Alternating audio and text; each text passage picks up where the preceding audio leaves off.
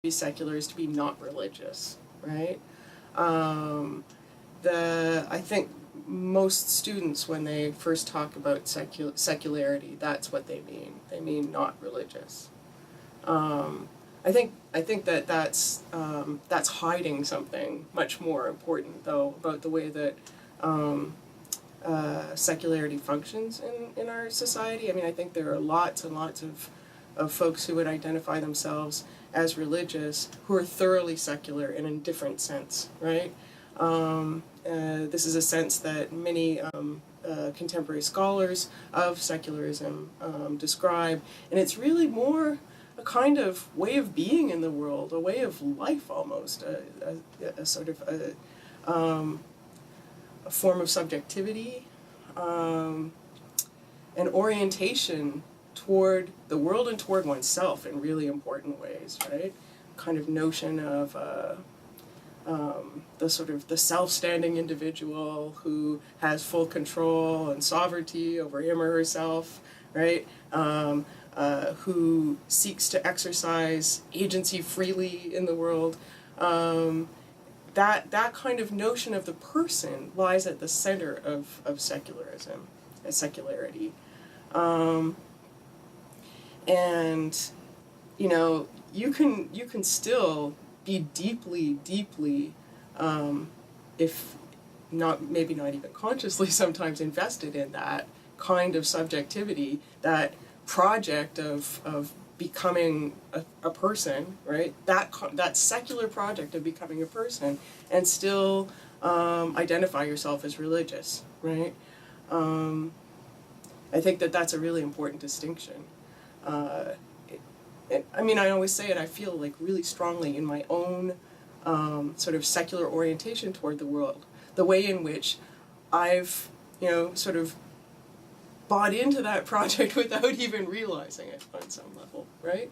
It's sort of who I am now, and it prevents me from having all kinds of experiences that people who have not been shaped in that way and have been shaped in other ways instead can have, and vice versa, right? I mean, it also enables certain kinds of experiences and ways of being and acting in the world, but it disables some too, and I think the costs are not insignificant.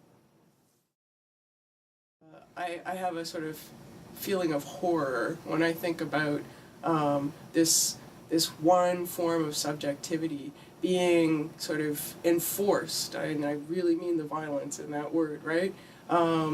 In ways that are sometimes overtly violent and sometimes more insidiously so, on people across the world, right, and in our own society, right? I don't think that it's best for all people to think and be in the world in the same way. I don't think there's one right way of being in the world, and I'm not a cultural relativist, okay, so I'm not saying it from that perspective, right? Certainly not a clear-cut cultural relativist anyway, in any sort of sense. But I think we lose something of tremendous value, and I'm not trying to romanticize it either, if we dismiss as somehow pre-modern or undeveloped or unenlightened the perspectives of people, the ways of being in the world of people who don't think and act and orient themselves toward the world in the same way that we secular folks do. I think that's just a horrifying idea. And not that there's anything wrong with like atheists or people who don't have religious beliefs, but it's just that when you don't question things like secularism, then you're not really having a complete understanding of how the world works. I mean, if you're really trying to have academic conversations and arguments about things, then you have to also examine what is just assumed, or else you're going to miss something.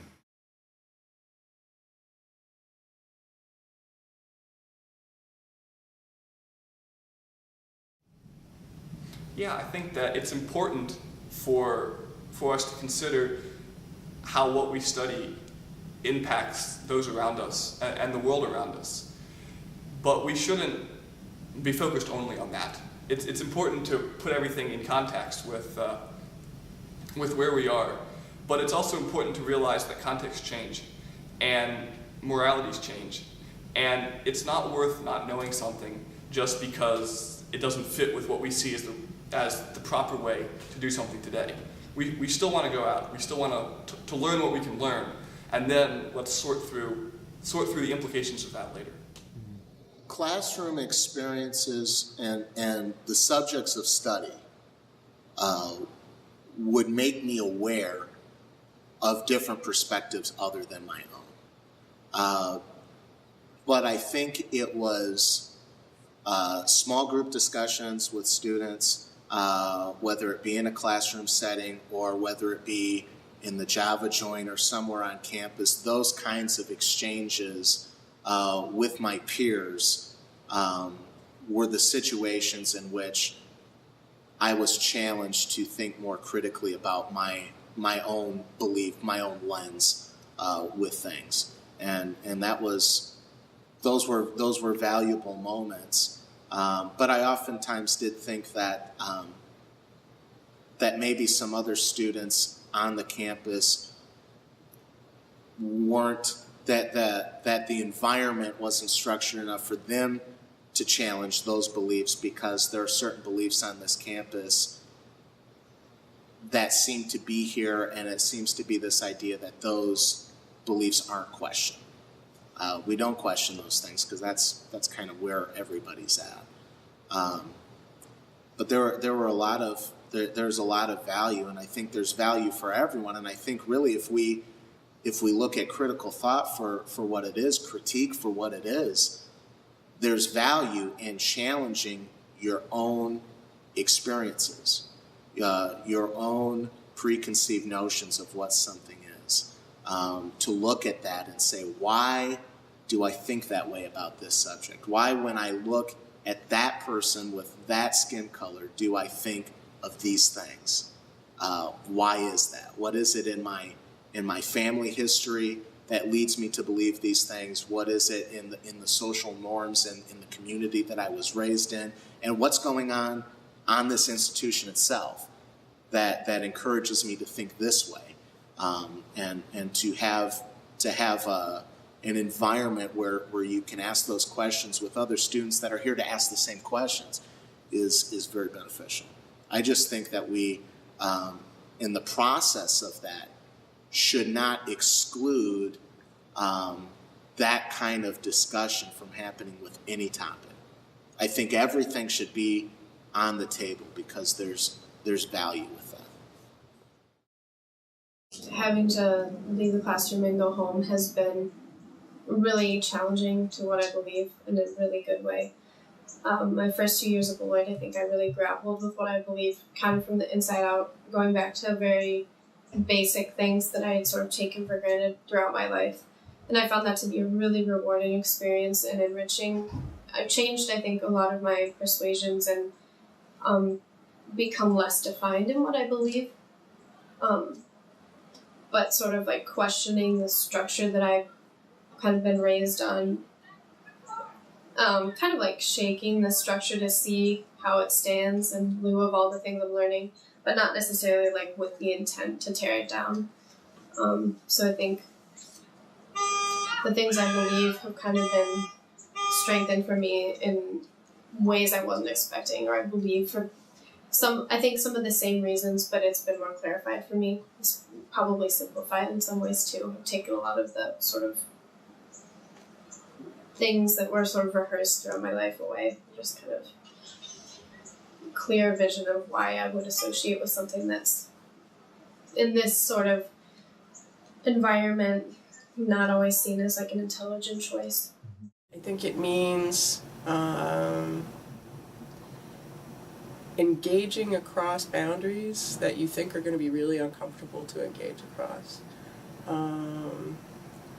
And listening in a way that might be very difficult to voices that you might otherwise be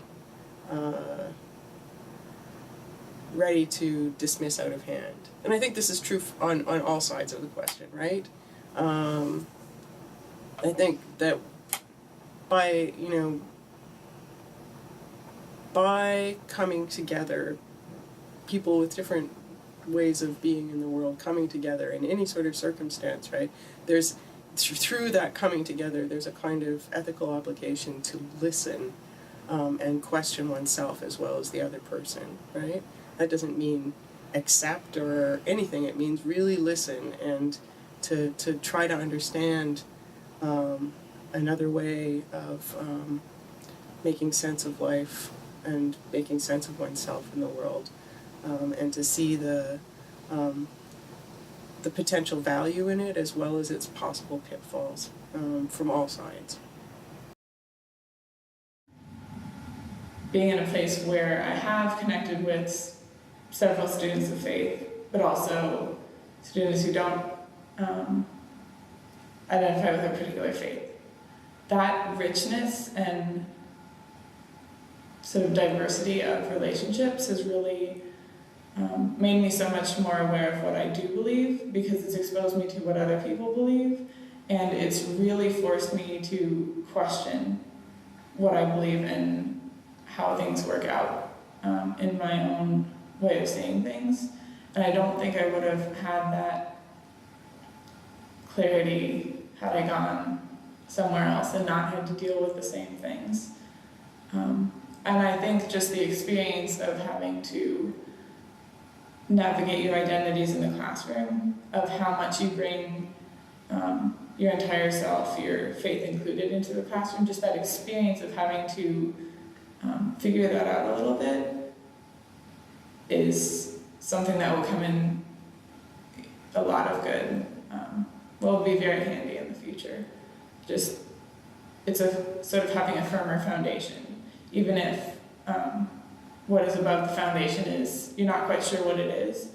Just going through the process of really having to figure it out, or being forced to figure it out, strengthens your sense of faith in what you do believe, even though it might disrupt what it is you actually do believe. The first step is really that it becomes something kind of speakable in the public space, and I don't know that it's quite there. I mean, it feels dangerous to have these conversations, I think, on some level, right?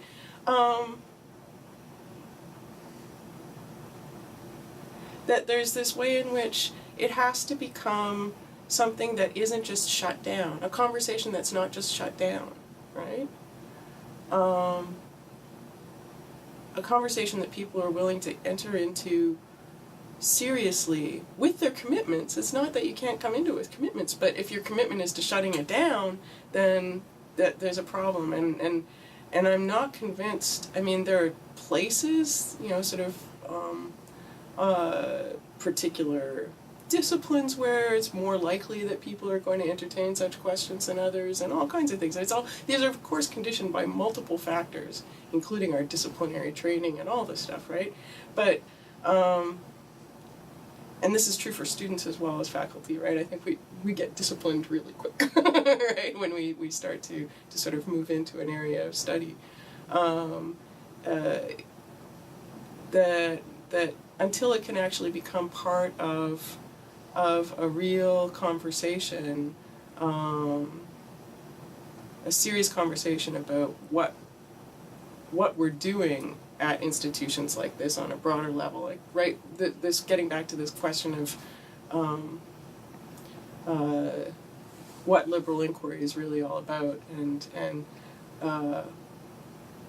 doesn't, and I guess I would say, and doesn't it entail our asking critical questions of ourselves and our own assumptions.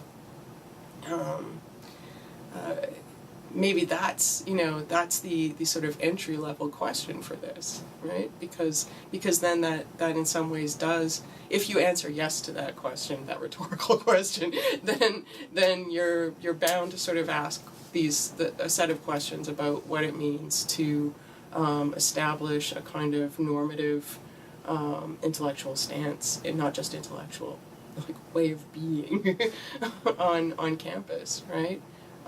Especially when it's not being established in some sort of thoughtful, aware way, but really kind of by it being the way that many people assume the world is, or ought to be understood, right?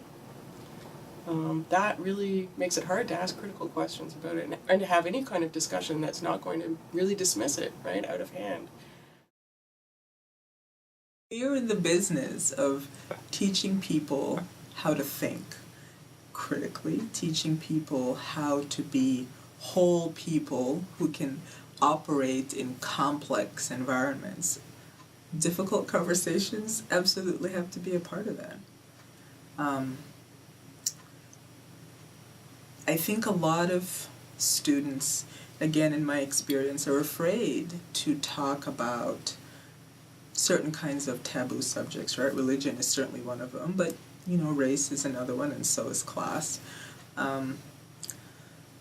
Because they're afraid they're going to say the wrong thing and they're going to offend people.